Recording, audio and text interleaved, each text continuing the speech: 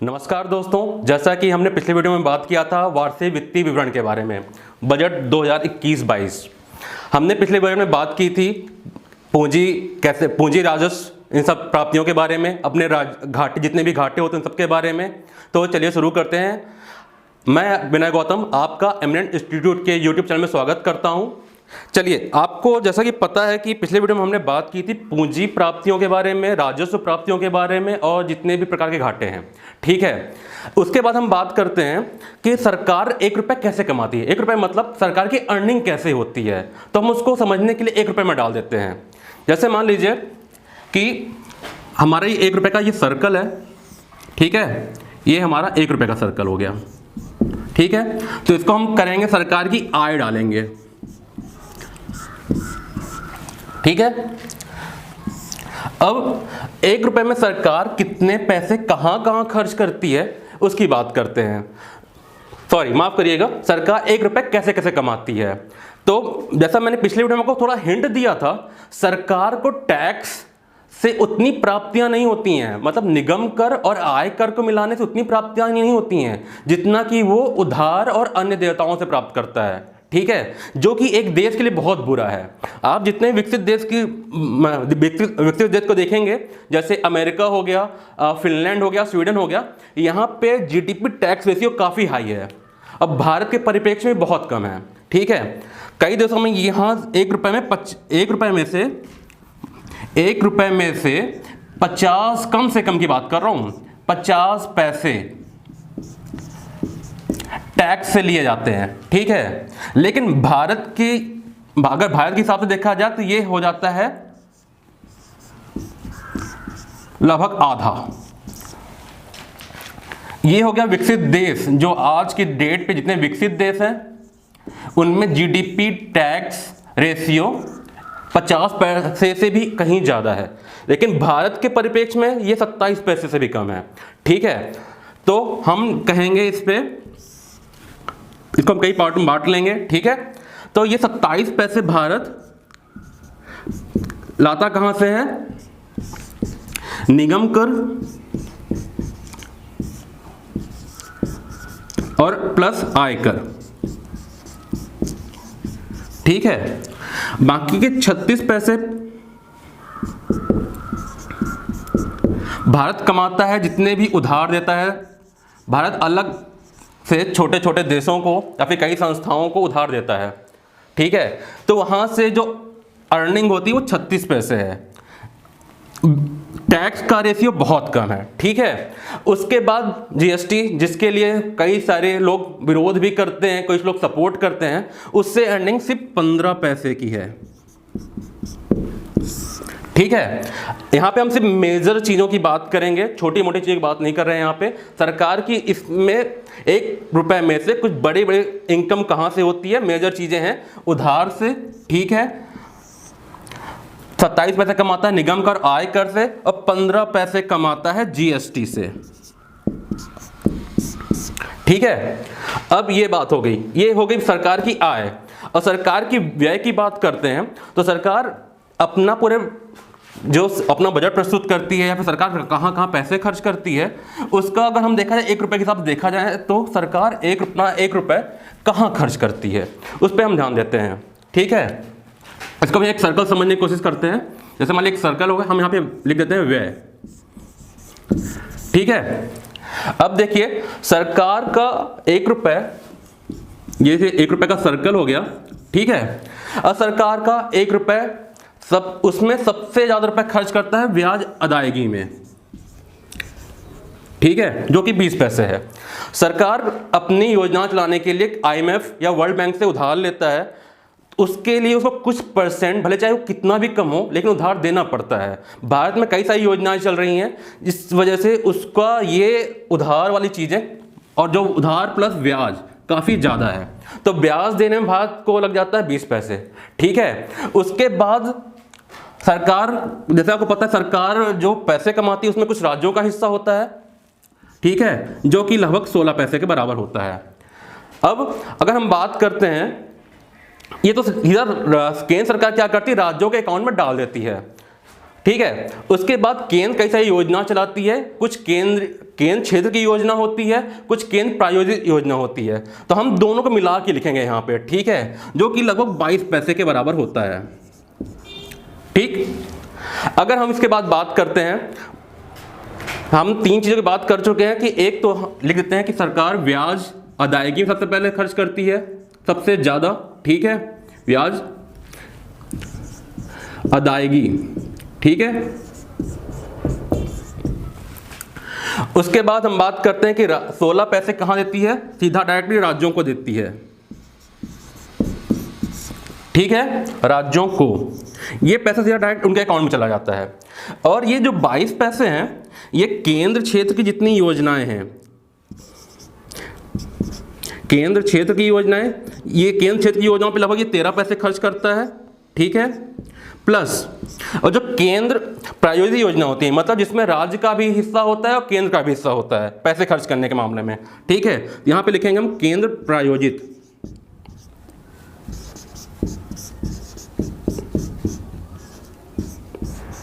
ये लगभग 9 पैसे के बराबर है, दोनों को मिला के 22 पैसे हो जाते हैं, ठीक है। इसके बाद भारत सरकार कई सारी आर्थिक सहायता देती है, ठीक है।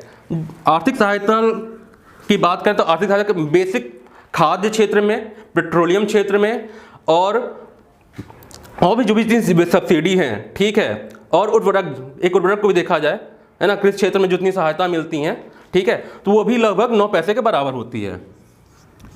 ये जितनी है ये सब आर्थिक सहायता में इंक्लूड होंगी।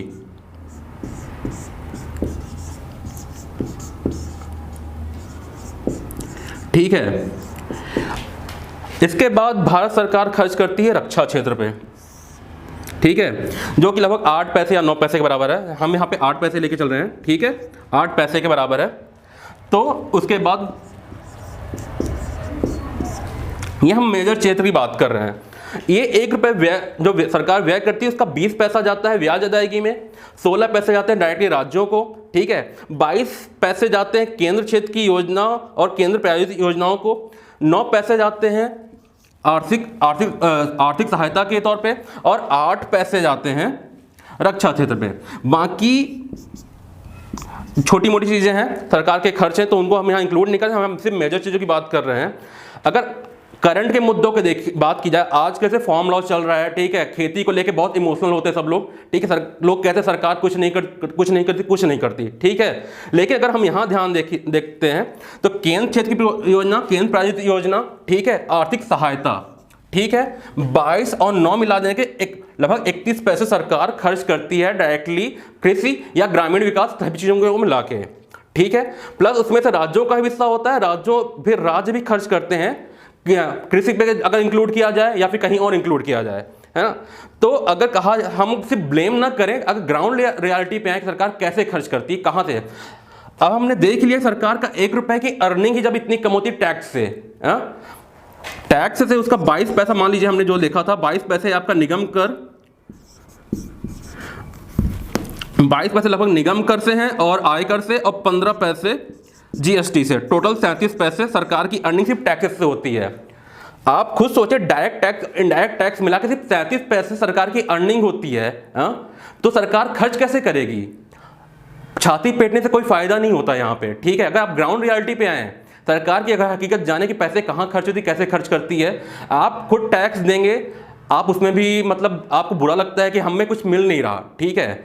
आप खुद सोचिए, जब हमारे पास सरकार के पास पैसे नहीं आएंगे, ठीक है, तो वो खर्च कहाँ करेगी।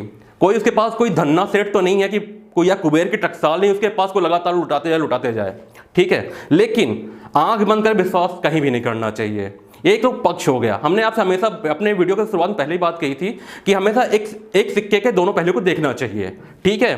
तो अगर हम सरकार की बात करते हैं कि उसके पास टैक्स के पैसे नहीं आते हैं, ठीक है, लेकिन 37 पैसे भी कम नहीं होते हैं, ठीक है, 37 पैसे भी कम नहीं होते। हमें ट्राई करने 37 पैसे बढ़ें, जरूर बढ़ना भी चाहिए, लगभग 50 पैसे से ऊपर आना चाहिए। किसी भी देश की इकोनॉमी का ग्रोथ करना है तो 50 पैसे से ऊपर आना चाहिए, ठीक है, टैक्स और इनडायरेक्ट टैक्स दोनों मिला के। लेकिन 37 पैसे के साथ साथ सरकार कई चीज़ों की अर्निंग करती है जो कि हम डायरेक्टली चीज़ पे लगा सकते हैं। अगर फॉर्म लॉ के भी देखा जाए हर चीज़ को देखा जाए, इंक्लूड किया जाए, तो हम कुछ रिस्पॉन्सिबिलिटी हमारी बनती है, कुछ सरकार की बनती है। चलिए हम आगे बढ़ते हैं इससे, क्योंकि अगर इसमें हम चर्चा करेंगे तो हमारा वीडियो बहुत लंबा हो जाएगा।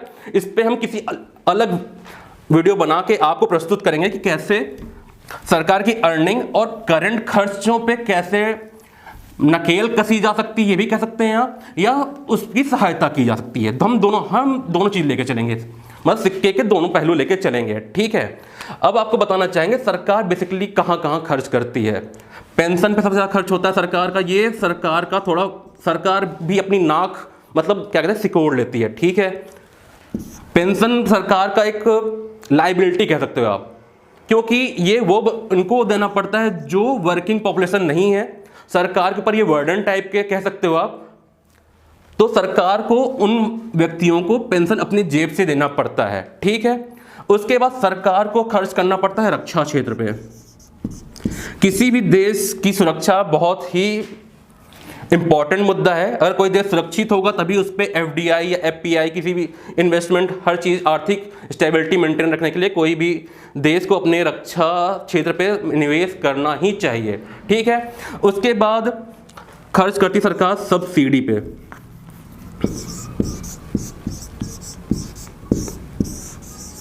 ठीक है, अब यहाँ पे ध्यान देने वाली बात है, जैसे मैंने कहा सब्सिडी कहाँ कहाँ मिलती है, एक खाद्य क्षेत्र पे, क्योंकि हमारे देश में कई लगभग 15 से 20% पॉपुलेशन गरीबी रेखा के नीचे रहती है, ठीक है। तो उनको देने के लिए खाद्य सब्सिडी, ठीक है। एक सब्सिडी होती है फ्यूल, पेट्रोलियम कह लीजिए इसको, या फिर ठीक है पेट्रोलियम, यहाँ पे कॉमन नेम लिख दे रहे हैं पेट्रोलियम, ठीक है, पेट्रोल। अब हमें तो लगता है कि पेट्रोल के प्राइस बहुत महंगे हैं, ठीक है। नहीं, पेट्रोल के प्राइस महंगे इसलिए होते हैं क्योंकि राज्य सरकार उस पर कई गुना ज़्यादा टैक्स लगाती है, ठीक है। अगर आप उसको GST पे इंक्लूड करने की बात कहें तो मैक्सिमम टैक्स लेब 28% होगा, तो आपका पेट्रोल प्राइस पक्की सी बात है नीचे ही जाएगा। लेकिन पेट्रोलियम आपका राज्य के अंडर में आएगा, उस पर टैक्स लगाना राज्य का काम है, तो राज्य चाहे उस पर कितना भी टैक्स लगा सकती है, ठीक है। लेकिन केंद्र सरकार उस पर सब्सिडी देती है। अगला आ जाता है उर्वरक,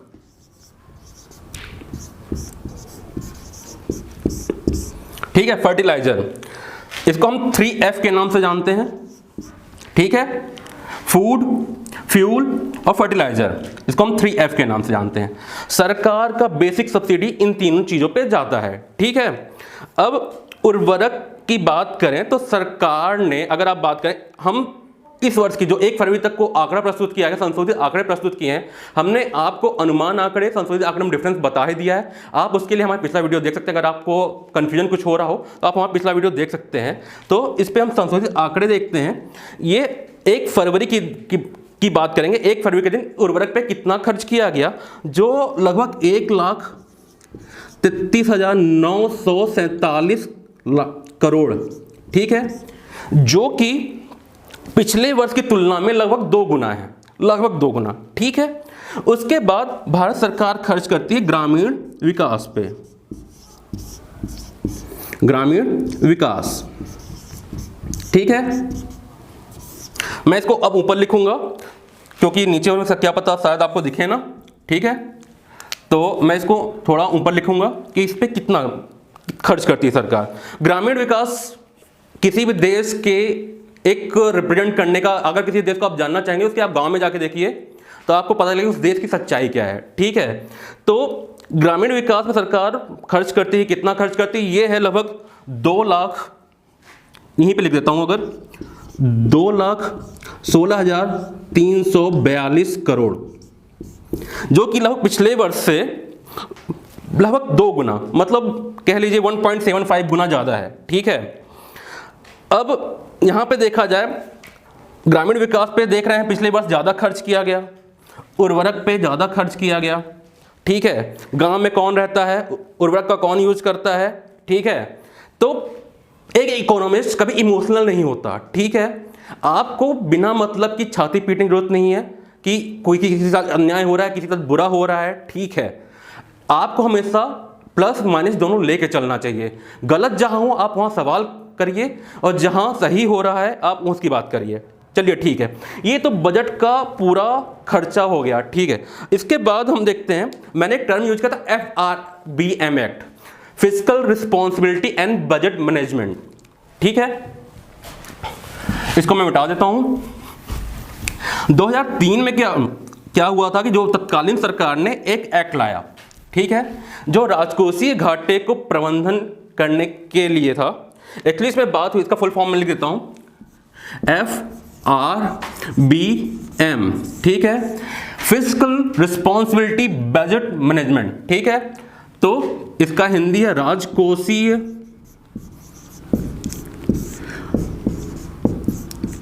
उत्तरदायित्व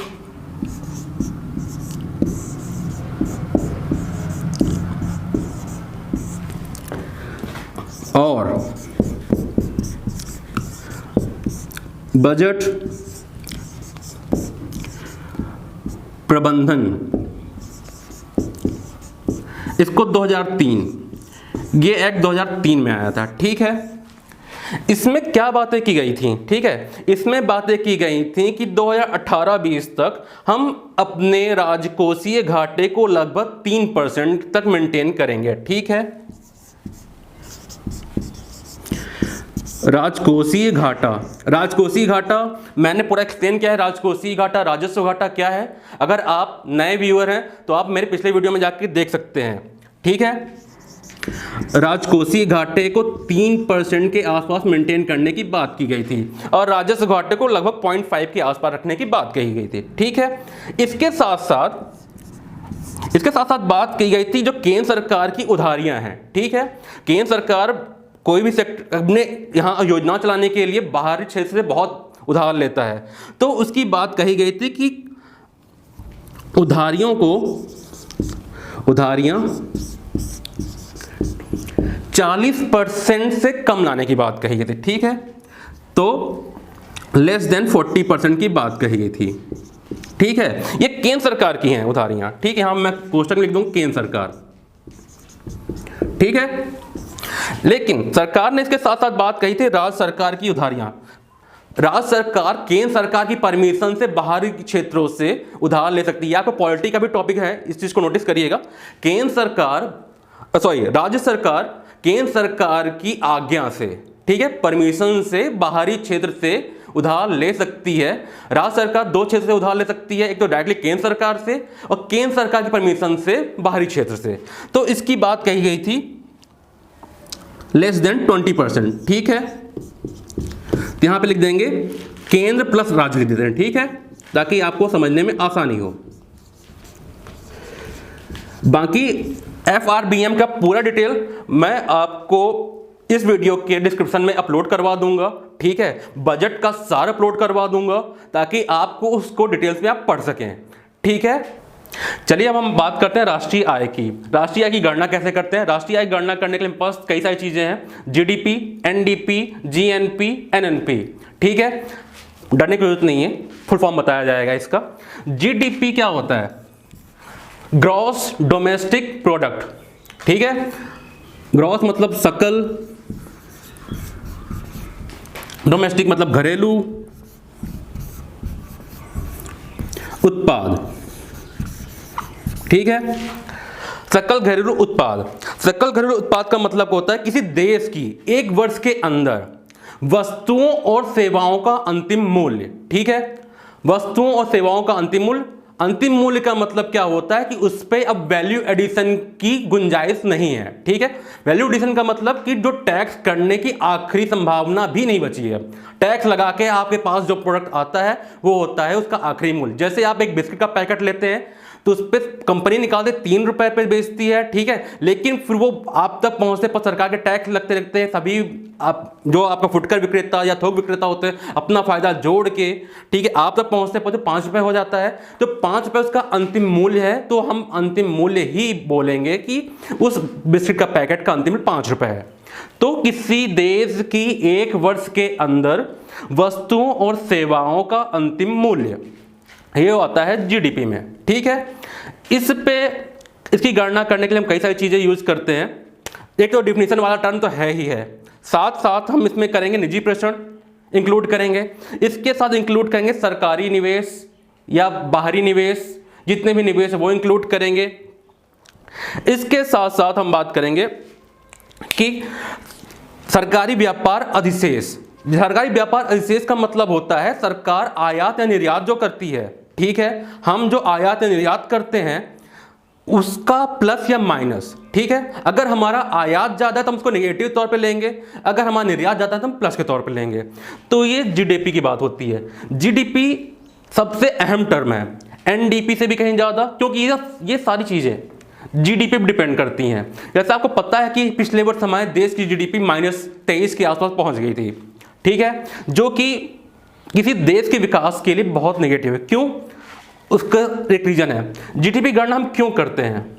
जीडीपी की गणना हम क्यों करते हैं, ठीक है। पहला, जीडीपी गणना किसी देश के विकास का अति शुद्ध मान है, विकास का सूचक, ठीक है। किसी देश की अगर जीडीपी नेगेटिव में होगी मतलब विकास नहीं कर रहा है, वो गर्त में जा रहा है, सीधी सी बात। अगली बात होती है किसी देश की आंतरिक क्षमता, ठीक है, आंतरिक शक्ति का सूचक होता है, आंतरिक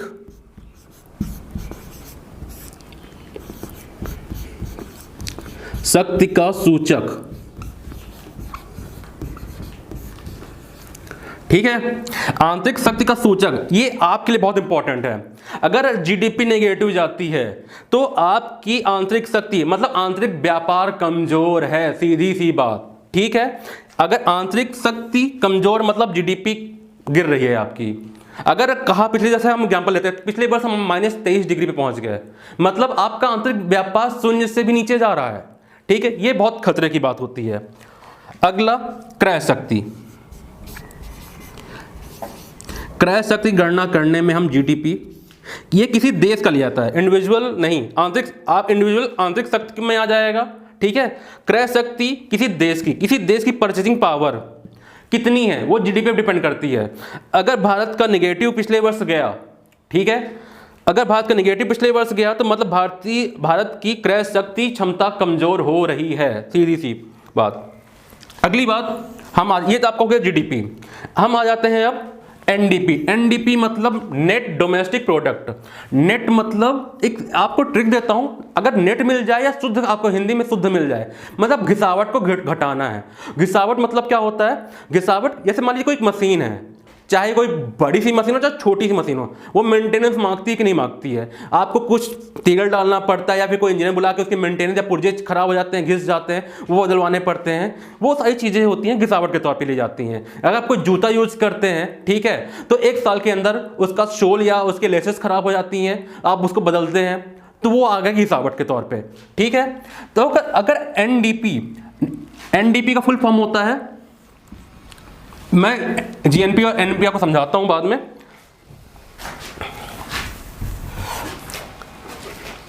देखिए, एनडीपी मतलब शुद्ध घरेलू उत्पाद, इंग्लिश में नेट डोमेस्टिक प्रोडक्ट। शुद्ध घरेलू उत्पाद जीडीपी में घिसावट को घटाने से प्राप्त होता है, मतलब जीडीपी माइनस घिसावट। इसको मैं नीचे लिख देता हूं, माइनस घिसावट। एक मैं बात आपको बताना चाहूंगा, घिसावट की दर जो होती है वो हर देश के लिए अलग अलग होती है। मतलब भारत के लिए जो घिसावट की दर होगी, जरूरी नहीं है कि ऑस्ट्रेलिया या अमेरिका के लिए वही हो, वो उस देश की सरकार निर्धारित करते हैं घिसावट कितनी होती है। तो ये नोट पे आप हम लिख लीजिए कि कई बार आपको ट्रिक करने के लिए क्वेश्चन एग्जामिनर ऐसा बना सकता है। तो घिसावट की दर हर देश के लिए अलग अलग होती है। तो हम फिर टॉपिक पे आते हैं। शुद्ध घरेलू उत्पाद जीडीपी में घिसावट को घटाने से प्राप्त होती है, ठीक है। इसका उपयोग क्या है? इसका उपयोग यह है कि हम अनुसंधान को या एनालिसिस करने पे ये बढ़ावा फोकस करता है कि किसी देश की घिसावट को हम कैसे कम करेंगे। अगर हमारी घिसावट कम होगी, उस देश की जीडीपी बढ़ेगी, सिंपल सी बात, ठीक है। अगला टर्म आता है हमारा जीएनपी। जीएनपी मतलब ग्रॉस नेशनल प्रोडक्ट, सकल राष्ट्रीय उत्पाद। यही बहुत आसान सा है। सकल राष्ट्रीय उत्पाद क्या होता है कि अगर हम जीडीपी में विदेशों से अर्जित आय को इंक्लूड कर दें, ठीक है, जीएनपी सकल राष्ट्रीय उत्पाद, ग्रॉस नेशनल प्रोडक्ट। अगर हम जीडीपी में, आप फिर से नोटिस कीजिए, मैं जीडीपी बार बार यूज कर रहा हूं, कितना इंपॉर्टेंट टर्म है जीडीपी। जीडीपी में अगर हम विदेशों से अर्जित आय, विदेशों से आय को ऐड कर दें तो हमारा जीएनपी आ जाता है, ठीक है। विदेशों से आय में क्या क्या शामिल होगा? निजी प्रेषण,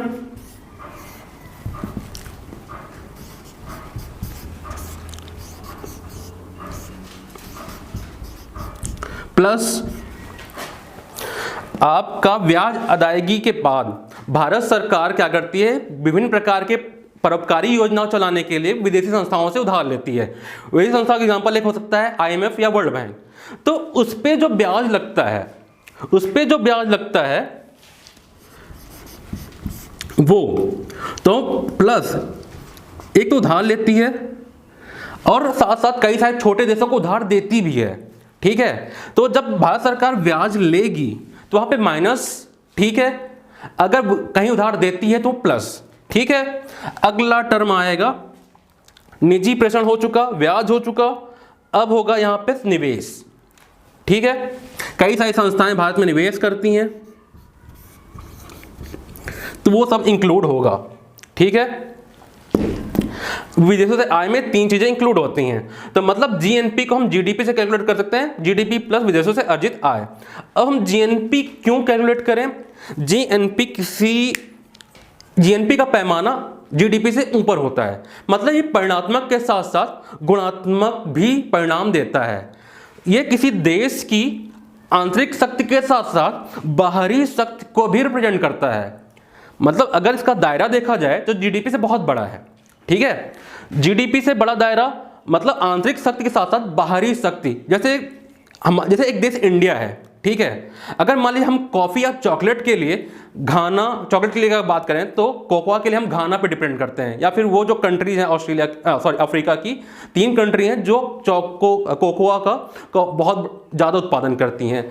तो जीएनपी में बताता है कि कोई देश किसी पर्टिकुलर वस्तु के लिए या पर्टिकुलर सेवा के लिए किसी दूसरे देश पे कितना डिपेंड है, ठीक है। इसलिए जीएनपी का इंपॉर्टेंस बढ़ जाता है। अगला चीज आता है एनएनपी। देखिए फिर से यहां पे एन आ रहा है, हिंदी में शुद्ध आ रहा है, तो मतलब घिसावट को घटाएंगे।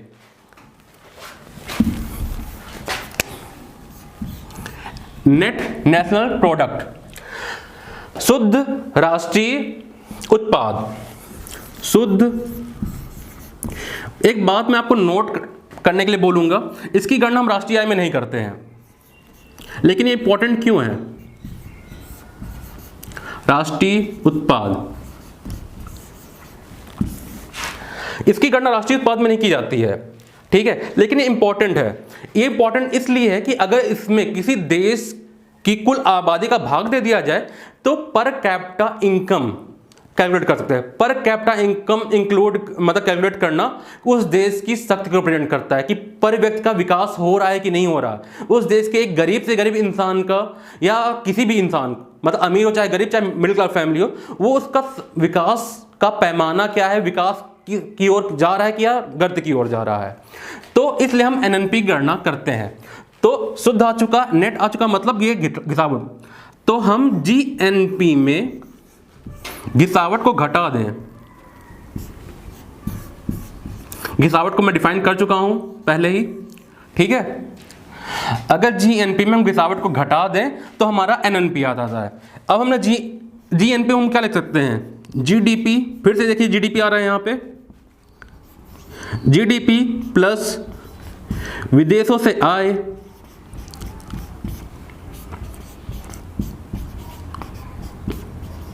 माइनस घिसावट, ठीक है। मैंने इसका उपयोग बता दिया कि पर कैपिटा इनकम कैलकुलेट करने के लिए हम एनएनपी का उपयोग करते हैं। ये राष्ट्रीय आय की 3-4 पोल थे, इनको डिफाइन कर दिया गया। आशा करता हूँ आपको पूरा वीडियो अच्छे से समझ में आया होगा। मैंने आपसे वादा किया था बजट से पहले कि मैं वीडियो के अंत में आपसे कुछ क्वेश्चन पूछूंगा जो आपके प्री मेंस या जितने भी विभिन्न प्रकार के वनडे एग्जाम होते हैं उनके लिए उपयोगी हो सकते हैं। तो मैं पहला क्वेश्चन आपको एक क्वेश्चन आपने डिस्कस कर लिया था पहले वीडियो पे ही कि एक्वर्थ समिति किस चीज़ से संबंधित है, इसका गठन कब किया गया था। ठीक है, अब दूसरा क्वेश्चन मैं पूछूंगा कि भारतीय बजट इतिहास में रेल बजट को कब मुख्य बजट से अलग किया गया।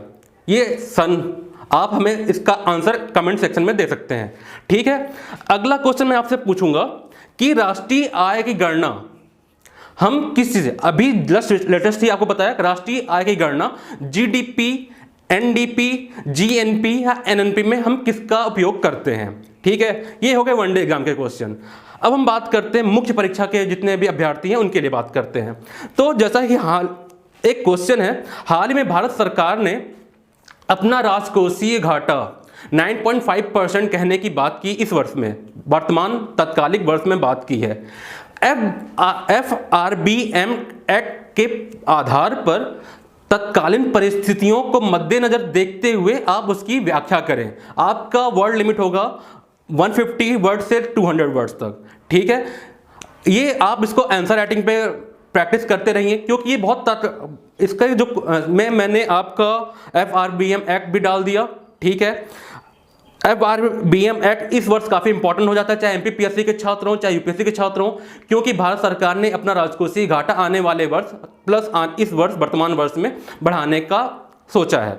ठीक है, अगला क्वेश्चन आपका मैं बात करता हूँ, भारत सरकार के व्यय को मद्देनजर देखते हुए फार्म लॉ का विरोध किस प्रकार से उचित या अनुचित हो सकता है। ठीक है, मैंने आपको एक पहले ही बताया था कि कोई भी टॉपिक आता है उसमें आप प्लस माइनस दोनों देखें। ठीक है, तो आपको ये वीडियो कैसा लगा आप इसका हमारे कमेंट सेक्शन पे आप दे सकते हैं। धन्यवाद।